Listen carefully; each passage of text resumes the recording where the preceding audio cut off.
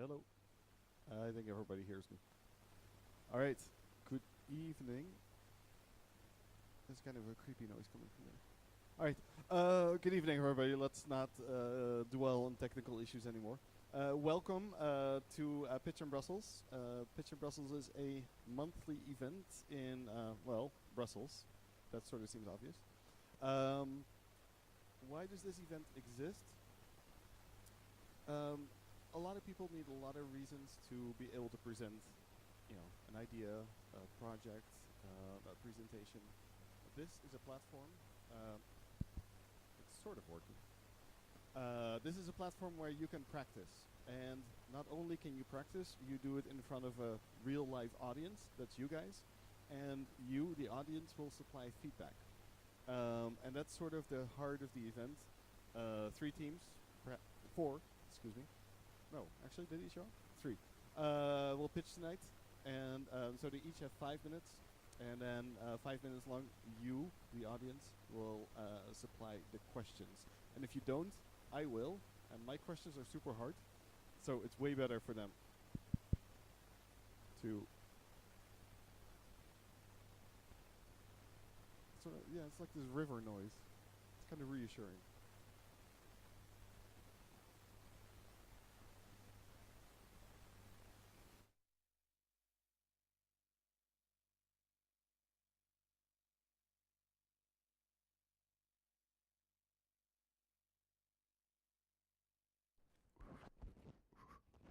Does it work? Yep. Okay. All right. So sorry about that. Like I said, how does it work? Pitch in Brussels is a monthly event. Anybody can apply to pitch. You just submit on the website. Usually we get between 10 and 20 applications, and we select the top three. Those are the three that will pitch tonight, and they each get 5 minutes of pitch time without any interruption. We're all going to be silent with a timer. And then after that, 5 minutes of questions and answers, and that's for you, the audience. Okay, after that, we hear all three. Then we select who's the winner, and then they win the fantastic prize, which is tonight the honor of winning. And then, because we're in Belgium, we're going to drink a bunch of beers and network. All right? So, um, this I already talked about. This I'm not going to talk about tonight. We're going to have micro flavors, Crowd Cooks, Colombo, and not Nappy Me, because the guy never showed up.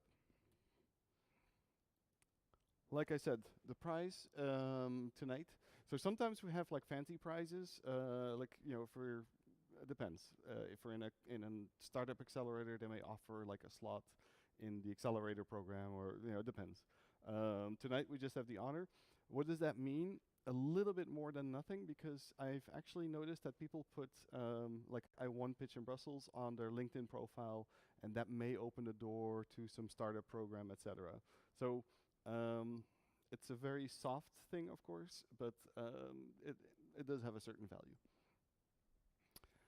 So, since you, the audience, are going to be the judges and jury, we of course need to tell you what to judge on, and so it's two parts. It's communication and it's the idea.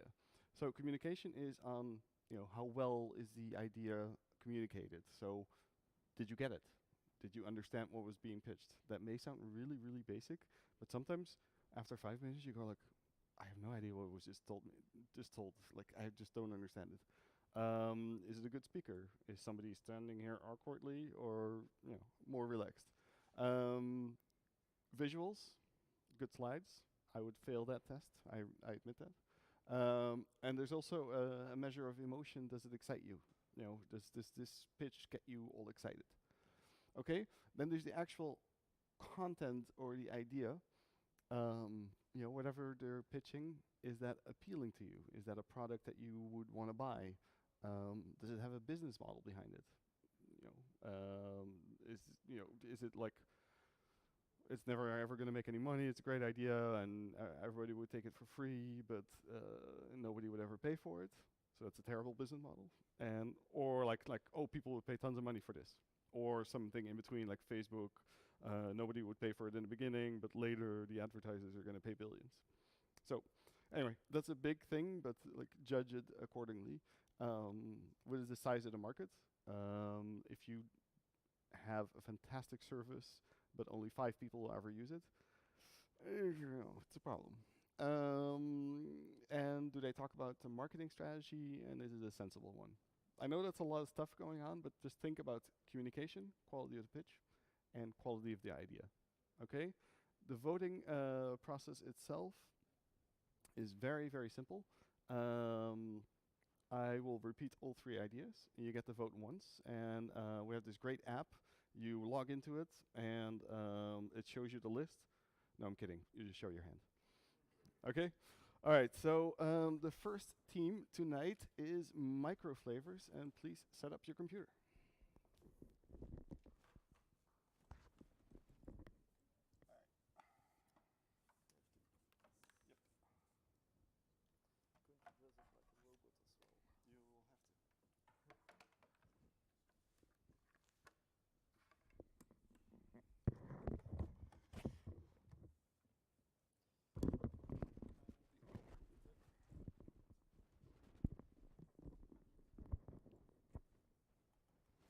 Is it good like this? Do you hear me? Now wait for the presentation.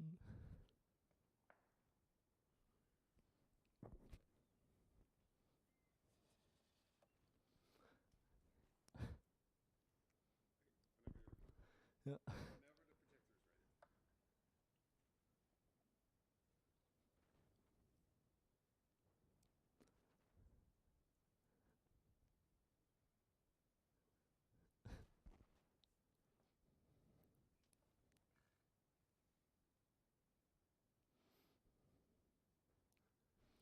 Now you're going to remember Microflavors, the guy who let you wait.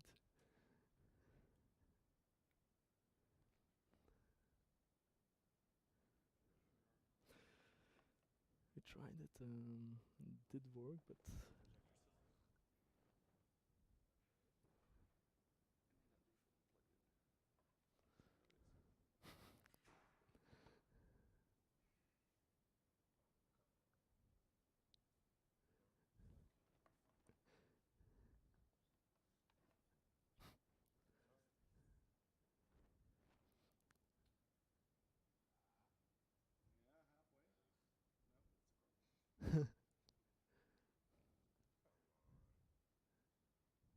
I promise you it's worth to wait.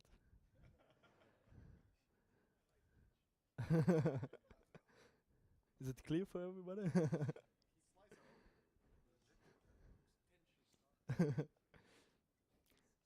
So I'm going to invent the cable that always works when you do a presentation.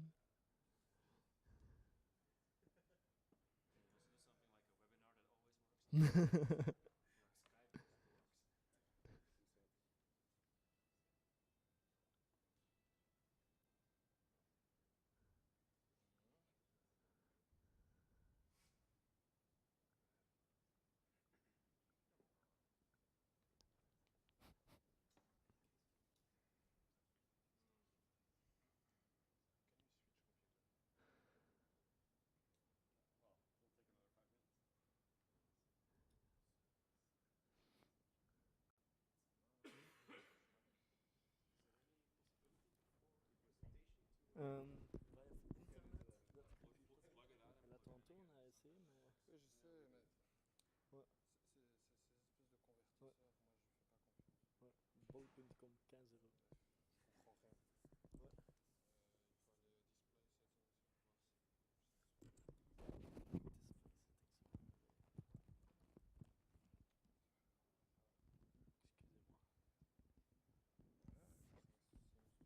Ouais. Il faut aller display settings, voir si. Excusez-moi. And maybe send it to your computer?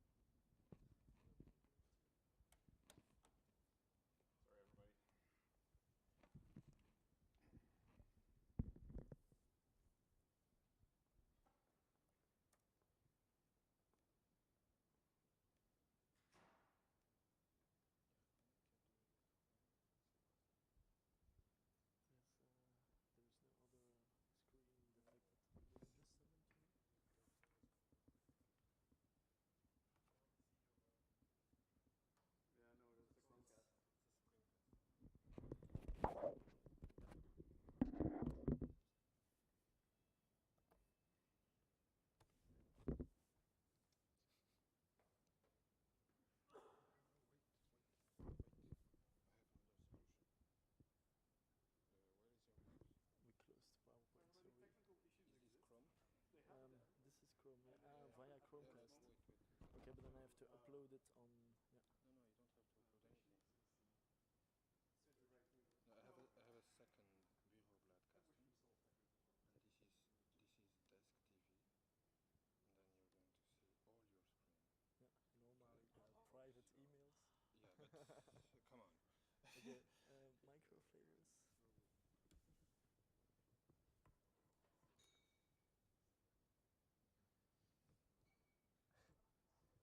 I have a lot of files on my computer.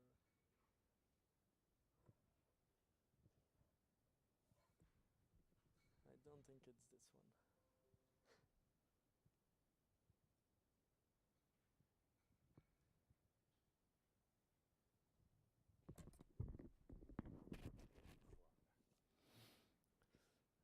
Oui, c'est ça. Ok, super. Tout le monde m'entend bien? Everybody hears me well? Okay, wonderful. Finally, we can. No. How do we change this? What's this? This is the PowerPoint mode that you're supposed to see privately. You have to change the side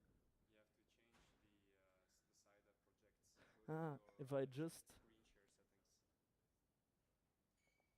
Screen share settings. I'm just going to do like this. Exit. Okay, okay, don't touch anything. Don't. Oh, okay. Okay, wonderful. We can start. So, good evening, everybody. My name is Dario Vunks, and I'm the founder of Micro Flavors. And Micro Flavors is the solution. Excusez-moi. Micro Flavors is the solution to our urban farming problems. No problem.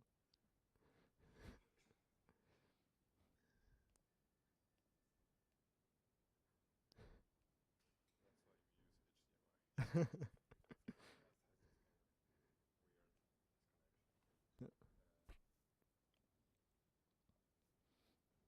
good to remember. Okay, so Micro Flavors, it's a solution to all our food problems. Because I'm going to start my presentation with a couple of numbers. You have to know that by 2050 we will be with more than 9 billion people on this planet. That's huge. And 80% of us, you and me, we will be living in big mega cities. And if we want to feed everybody, we need 28% more farm ground. If you look at this number, you know that we have a problem. We won't be able to feed everyone. This is by 2050, but today we also have a problem. Because what happens today? Well, the salad we eat in a restaurant, most of the time grown in a Spanish restaurant, in a Spanish farm. And before it gets to our plate, it travels around 2,400 kilometers. That's a lot. Our salad, it doesn't taste like salad, it tastes like a wet cardboard box. Not fresh at all, and we have a huge carbon footprint. What are we suggesting? Well, we want to do it the opposite. We want fresher products, better tasting greens, sustainable production. This is Micro Flavors. How are we going to do that? Well, it's simple. We're going to build a high-tech, vertical, indoor farm in the heart of the city. What does this mean? Well, in here you can see vertical. We're going to stack different Spanish farms one on top of each other. We do it indoor, in a closed environment, in the heart of the city, so we can create the perfect growing environment for every plant. And we're using hydroponics. It's a circular growing method where we recycle our water to have a sustainable production. And these are our first green. I brought some with me. We can taste them afterwards during the network. These are microgreens. Microgreens, like the word it says itself, micro versions of greens we all know. Why should we eat them? Well, they're beautiful. But not only that, they're super tasty and they're super healthy. But in our farm, in our urban farm, there's more possible. I talked to you about the climate optimization, and this allows us to grow in the same installations herbs, leafy greens, and even edible flowers. Sounds cool, right? What's the business model behind this? Well, it's really easy. We are the farmers, we are the producers, and we sell it to the B2B. This can be retailers, restaurants, even the cafeteria in your company. They will sell it to their customers, to their happy customers, and we get the money in return. We are focusing on the B2B only, and we will do that in Brussels. The urban farm, the urban concept is that you place your farm in the middle of a city. What about the market? Well, there is a giant market on this. market for vertical farming alone will be valued at 3.8 billion by 2020. And we're going to launch in Brussels. We're going to build 1,000 square meters in Brussels. What does that equals? Well, that's 44 ton of farm fresh greens every year, and that has a revenue of 1.7 million euro. Excuse me. The founders, well, I introduced myself. I'm Dario. I'm a student entrepreneur. I have a financial background in business management. This is Esther. She couldn't make it tonight. She's a bioengineer. She's our head of science, and she's growing the plants. So, what did we already do? Well, we built a prototype, a functional prototype. It stands there, it works, and it is producing. We are backed by some professors at the U Gent. They love our project, they want to help us with their insights, and we already distributed our samples, and today I'm proud to announce that we have 3 paying customers already in Brussels, 3 high quality restaurants. What are our next steps? Well, we're going to build a 40 square meter grow room. We're already building that one today. We hope to finish it soon, and this will really be our testing ground to test the different methods of growing our greens, and our playground to make this high tech, because that's one of our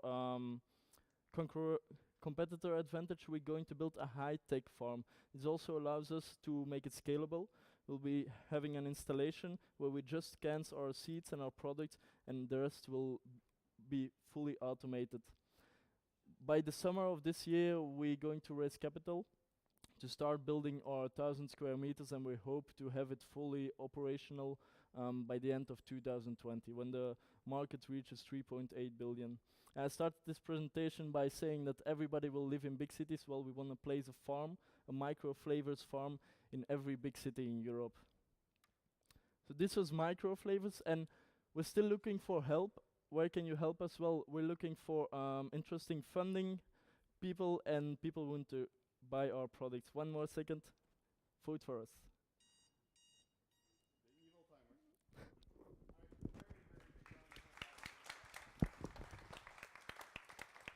Because boy, did he have to endure some challenges. How do I quit this now? So, the next picture is going to connect to his computer right now. We're going to get 5 minutes on the timer. And who has the first question? Yeah, go ahead.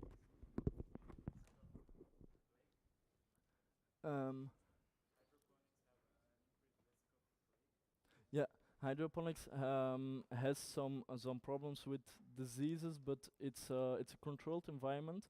It's like we're growing in a laboratorium, in a lab. Everything is clean, everything is measured, live streamed.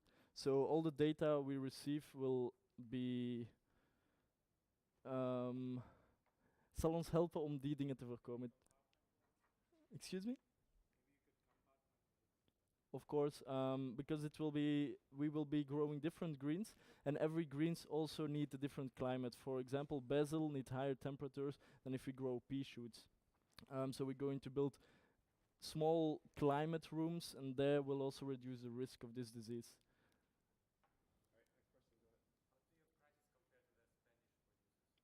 Well, we're growing microgreens. We're starting with this, and that's only a local market. So we're not growing the salad that comes from the traditional Spanish farm. In the end, we want to do that, but our prices are competitive because we also deliver immediately in a short chain to the end consumer. There are no stopovers where they have to take a margin. We deliver immediately to your restaurant, to your company.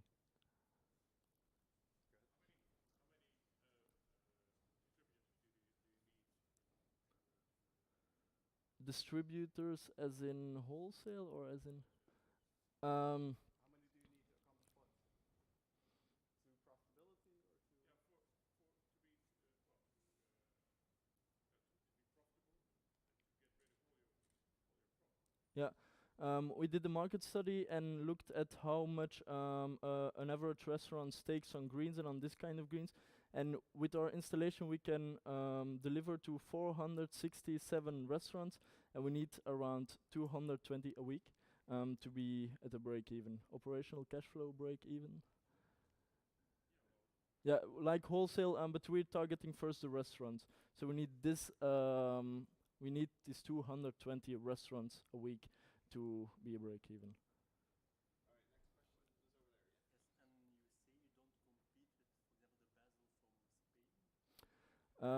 It's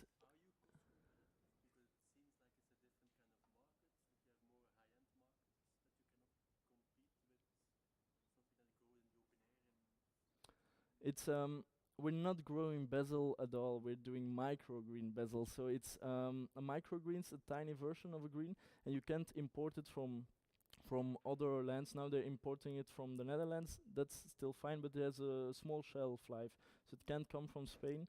Who are now competitors now? Other urban farms and people who are growing it in the summer in the urban environment in the periphery van Brussels. Yeah, but they are also limited to the season. We can grow all year long with our installation.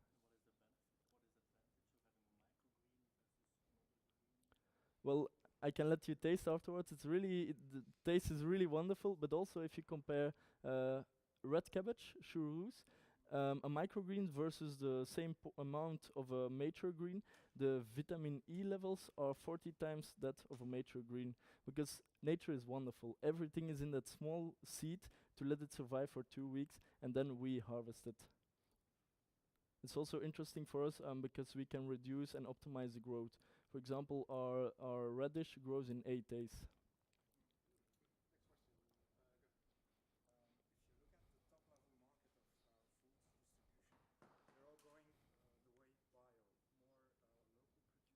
Yep.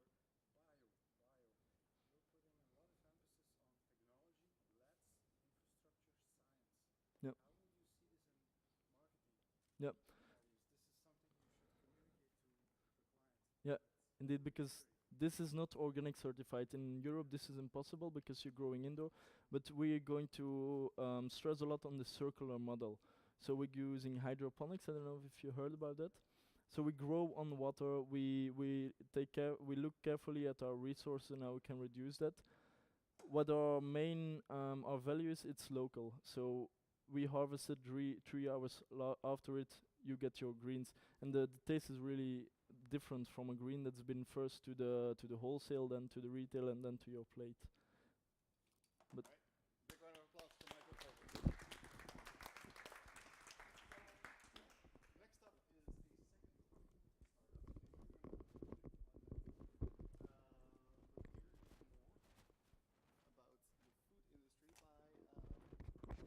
by Okay. So does it work? Yes. Good. Well, first one looks good. Let's hope this is working also. It's more the normal. Wow, not bad. So we have that already. Huh? Okay, we can start. All right. So I'm David. I'm the co-founder of the Crowd Cooks. So, have you ever tried to be a Wonder Woman? I see 5 ladies among us. You know, you're trying to do everything, cooking, working, taking care of the babies if you do have ones. Or a Superman. There's many of the guys here trying to do a lot of things. It's much more difficult for us guys because we are not very multitasking. But if you're trying to do that after an intense day of work, that's clearly difficult. Why? Well, because you still have to do many things. You have no time to do the shopping for the food. You can't afford a daily restaurant. You don't want the pasta anymore unless you are Italian. You can properly cook the pasta. I knew that Proximus would jump right there. So yeah, you don't want the pasta neither unless you are so a good cook. You know, Italian, but otherwise, I have always the pasta. I cannot stand it anymore. You want to eat healthy. That's super important. But let's be frank, we have no energy to cook after the end of the work and doing everything and still taking care of the kids. I have 2 twins. I'm telling you, that's quite of a challenge. Yeah, so that's why we created the Crowd Cooks. So what do we propose? We propose to have 2 ready-to-eat meals. We deliver that at home on Sunday night, and you can put that in your fridge for your busy weeknights. Let's say a Wednesday, a Tuesday when it's really difficult. You have it in your fridge, take it out, and you just warm it up. We have its seasonal organic ingredients, no preservative, no additives.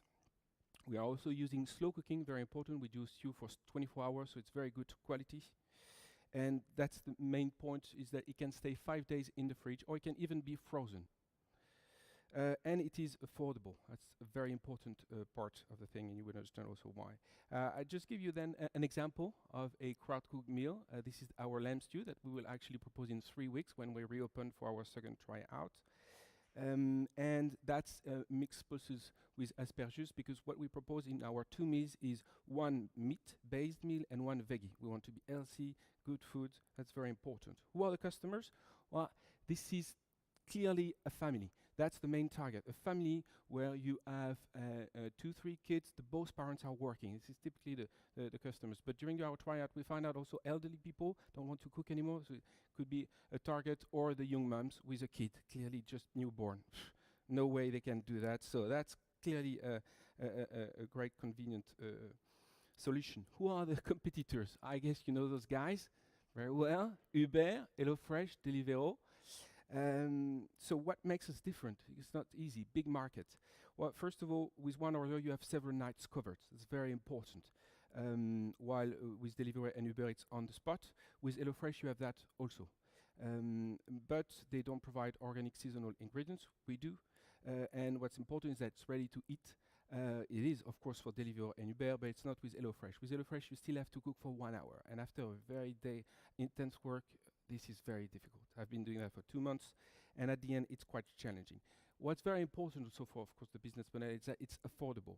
€9 per portion, that's what we're going to sell, and what we're selling, while Deliveroo, Uber is going to be around €15. It's a restaurant price. It's very convenient, but still expensive, and HelloFresh is going to be, it's €6 per portion. But you still have to cook this 1 hour. We are kind of the upgrade. That's what we want to be, the upgrade of HelloFresh. Very convenient, don't have to cook anymore.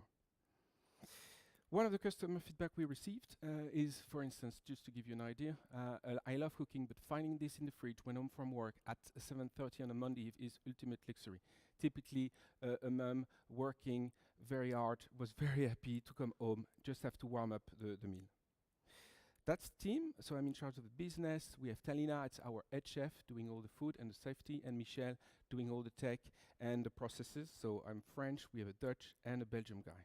Very complimentary, guys. The partners, it's so important when you're a startup, of course. You cannot do everything, so we have eFarms for the ingredients. Co-cooking, it's the kitchen, shared kitchen. It's like co-working, but with a kitchen. It's wonderful. Birdies, that is doing delivery, very important. We see it for delivery, it's a very tough business. And we have Squarespace for the IT and all the other guys. But it's very important to be well, to have guys around you to support.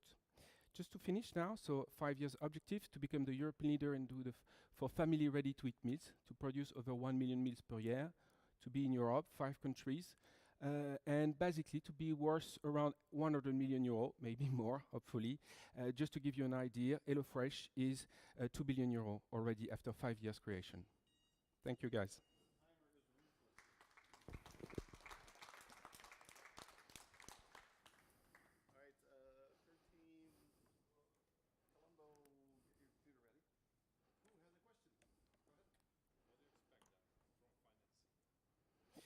Well, what we're looking for now is to have around 1 million euro. We would start with 150,000 euro in the first stage, but we're looking more for 1 million euro. We need to have our own kitchen. This is very important, to have our own equipment, very specialized equipment, our own kitchen. The shared kitchen is wonderful from a lean startup point of view, but we need our own kitchen. We need to invest into the IT, the data management system, into the people. I've been working now for more than 1 year without a salary, so of course that's quite the challenge. So yes, we sell €9, and the idea is to produce at €6 to make €3 margin at the end of the process. With 1 million portion, then you have a lot of money. I have a question. What's the disadvantage of a shared kitchen? The disadvantage is that you have to share with other people, and when you have a huge amount of volumes, then you start to be in almost competition with the people and start to be in competition for the fridge, for the oven, for the pan. And that's not easy because co-working here, it's easy. But co-working in a kitchen, that's a challenge. But it's wonderful because it doesn't cost a lot, 12 euro an hour for a station. A kitchen costs 300,000 euro to make. So, from a lean startup, great. From a volume perspective, not great.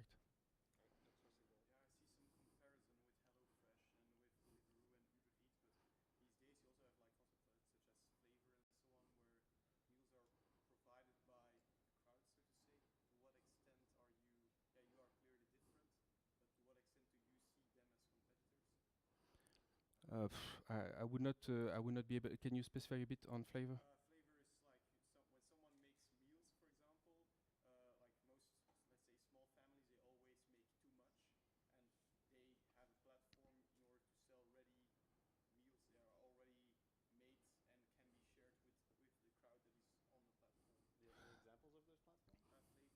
Yes, very well. Yeah, well, it depends. I mean, of course, you have, for instance, you had Menu Next Door. That was interesting concept, but the convenience part is super mega important. The problem of the people is to have no time, to struggle with life, and so you need to be super mega convenient, and that's the idea. What we want is to provide something that is top on the experience. You maybe have to pay an extra, or to be super good on the cost stuff, but it's the convenience. It has to be 200%. Uber, Deliveroo, super mega convenient. HelloFresh, top convenient. You cannot afford to be amateur from that angle. So I don't know for flavor, I'm not, but this sharing stuff, that's where Menu Next Door failed. And it was wonderful with 50,000 people into the community, but you have to be at the top on the convenience.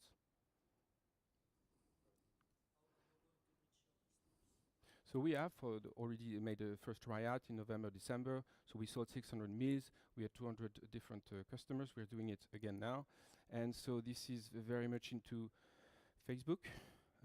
So you are promoting. We're making, for instance, now a video to promote the concept and to share it with all the ladies. For instance, it's the main target, 30 to 50 years old in Brussels, and you launch a Facebook campaign on that.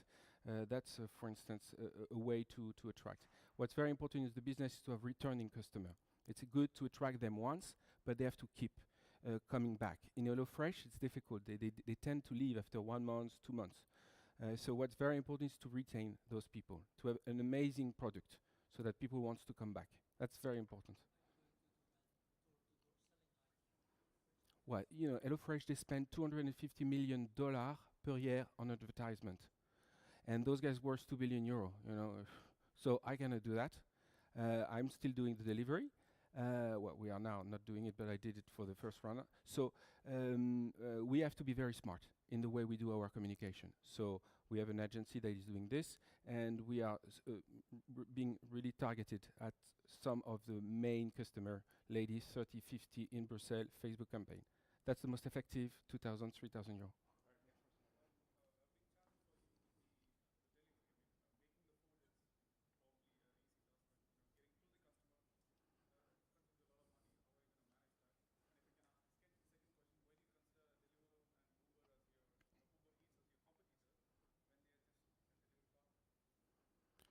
Yes, yeah, indeed. But of course, from a customer point of view, it would be different. But I really consider our model to be the upgrade of HelloFresh. That's really the idea. So my model is really HelloFresh, so that you don't have to cook anymore for 1 hour, and you have a great meal. Deliveroo, Uber is different. It's more for the single, the couples. They don't have planned anything, and they just do it on the spot. Tired? Oh, what do we do? Uber, Deliveroo. Here, it's organized people. They know they plan for 1 week, and they want to have their 2-3 meals ready in their fridge on Sunday night. So it's not the same type of people. That's why it's family, 2 people working with 2 kids. That's the main target. And so we have so our delivery partner, Birdies, is doing it for us, and basically they can do it for 50 cents per portion. So we sell at €9, and it costs us 50 cents for the delivery. All right, big round of applause for Travis. Okay, thank you.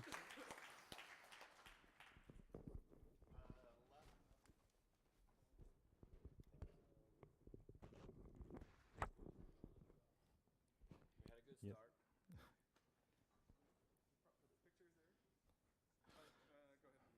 Okay, thanks. We're Anthony and Bob. I'm going to talk about the friction or the pain we're going to try to ease and how we're going to do that. Anthony's going to talk about where we are today and where we are heading. Technology. The pain we're trying to ease is the family life can be hectic, just like David said. It's the same target group actually, especially when you have kids or when you're in a couple of associations. It's tough to keep track of everything. My daughter is going swimming, my other daughter is going to the dance school. At school, they mentioned don't forget the photographer is coming next week. Some organizations give you a paper, other use mail or Facebook or whatever, but it's difficult to keep track for a family. On the other side, one too far, sorry. On the other side, associations have the same problem as well. That's a family slide. Associations have the same problem as well. They use Facebook, they use paper notes they give you or face-to-face communication, but I forget that, and especially for last-minute changes or for something, don't forget next week to bring something. Yeah, of course, somebody forgets, me, but other people as well. So they're looking for a way to communicate effectively as well. And that's where we come in. We have created an app, which you can download right now on Apple and Google. It's an app that's basically a calendar that updates itself automatically. So as a parent, you have an overview of everything your family members do, which organizations they're part of, etc. And when something changes, you get notified immediately. Don't forget this, or the swimming school has been moved up 1 hour or something like that. But as an association, you also have the advantage, which is very important, that not every member has to have our app. You can communicate to all of your members, even if nobody uses our app. So you either get it in the app or through email. There are some alternatives or competitors which are also addressing that same problem, but there's something wrong with each of them, we think. So that's why we have something different, and especially the fact that our app it synchronizes with your current iCalendar or Google Calendar, so you don't have to add another app if you don't want to. The opportunity, there's a big market out there. In Flanders, there are 80,000 sports and youth organizations. In Europe, there are 8 million. And the characteristics of our app is it's very low entry. Just like you enter a Google, you can also use our calendar. But Mentioned, I will talk a little bit about where we are now. We went live on the Apple Store and on the Android Store. We have 2 organizations that we're doing a pilot with. We're working very closely with them to... Is that better? Oh, yeah, it is better. So we're working closely with them to get feedback and to steer a roadmap because we have tons of ideas. But the first version has already a lot of added value, mainly that you can create your events, send them out to pre-made groups, to your members. And even if those members don't have our app, that's fine. They'll still get it in their mailbox and they'll see something like this. So it's very smoothly integrated, so you have very low friction for your users. But as we go forward, we want to add a lot of stuff. And so one of the things that where the idea started is to make it much easier for families. For instance, if you have 2 twins, it's easy to know what kind of activities they're doing. And this is something we're going to add very soon. Another thing is that we foresee to continually improve the interface. And for us, that really means having really advanced filter options. Because if your kids are each attending several activities and so is your spouse, or you're the administrator of an organization and you have tons of groups and trainers you have to manage, just making sure that you can filter and see what's going on when is really important. It also makes a platform for us to make planning easier, such as carpooling, which we're also thinking about. The business model, Bob hinted at it, but again, we want to make it very low entry, meaning it's free for families and it's actually also free for organizations. Only once an organization has 50 members or more, we want to charge a monthly subscription. And then where we think it gets really interesting is paid advertisement. Because once we hit scale, what you could do is do something like Facebook ads for events. So Bob's background, he's an operations manager. He's taught economics at the military academy. Myself, I have an extensive management and IT background. We both have a startup experience that also helps. And he's a father of 3, so he gives great input when I have to program. And lastly, well, we're all about talking with customers. So if you think it could be useful for your sports organization, please come talk with us. We'd love to hear from you. And of course, you can just download the app. And other than that, I'll be happy to answer your questions.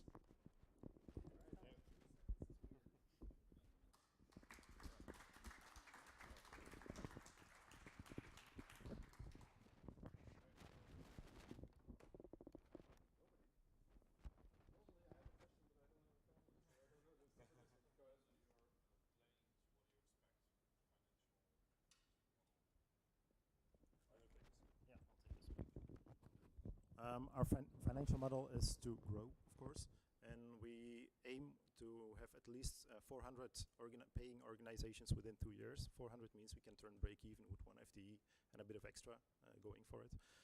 But it's a mix between getting penetration. That's why we added the very low barrier free. The idea is that when one organization uses it, and the parents of that organization, they know it's for free, and they say, hey, that's a useful thing. The other organizations I'm part of, can they also use it? And they can start for free, actually, basically. So once they get to use it, the more organizations use it, the more interesting it becomes, because then you really get one app for every event you go to or your family goes to. I don't know if that's an answer to your...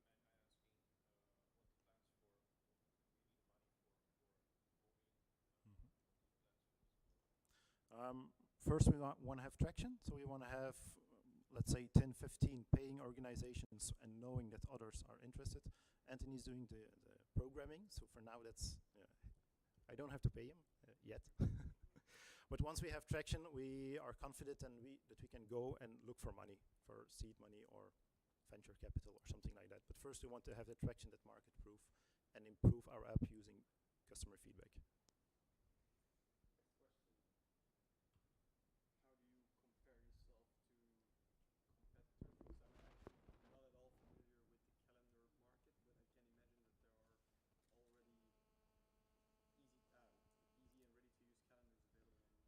There are indeed, but the drawback is they're almost all regular calendars, which means that you have to update everything manually, which is the reason we invented or started Kalambo.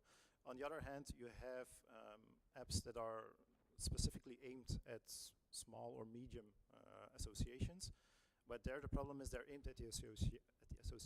They make it easier for the association to be managed, but not necessarily for the parents. So we link them both. It's better for the parents and for the association. Yeah. For the advertising. Once you're at 100 million, then we don't.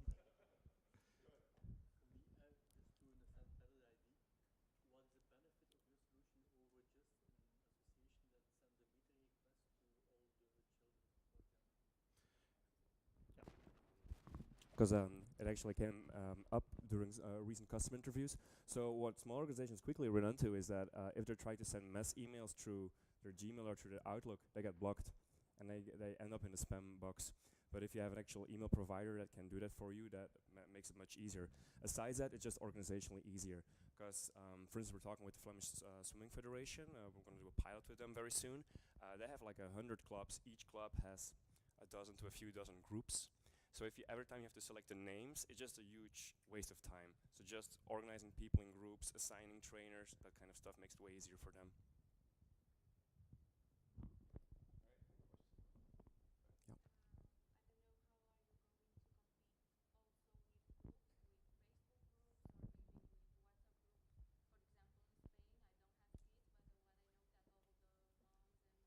Yeah, yeah. So there's like substitutes, right? So the good thing about that is they suck. That's the thing that we hear all the time from parents. WhatsApp is the biggest complaint because they get spam all the time. And the moment you unsubscribe, you don't get updates anymore about your kid's soccer team. Facebook, not everyone has Facebook. So that's why we're very big in integrating with low-tech technologies that have been around for a while, like email and calendar. But we also provide a platform on top of that, that if you want to use it, it has benefits like giving an overview of your family's calendar, or if you're your organization, organizing groups and so on. All right, final question, if there's any. Yeah, go ahead.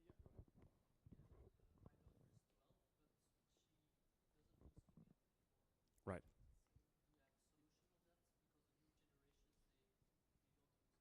Yeah, so that's perfect, perfectly up in your alley. First of all, you as a parent, if you want and she wants, you can add her account in yours, so you can get all the invites the normal way, the old way through email. But if she just installs the app, she will just see the invites there.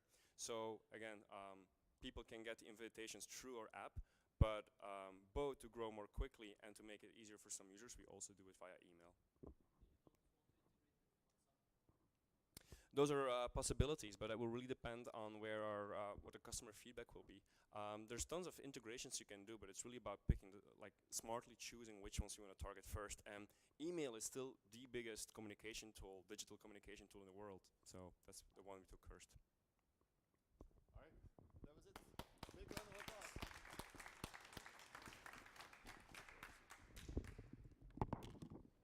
All right, I'm going to work without the trade group tonight. So we've had 3 pitches tonight. Microflavors, doing urban gardening with what are they called?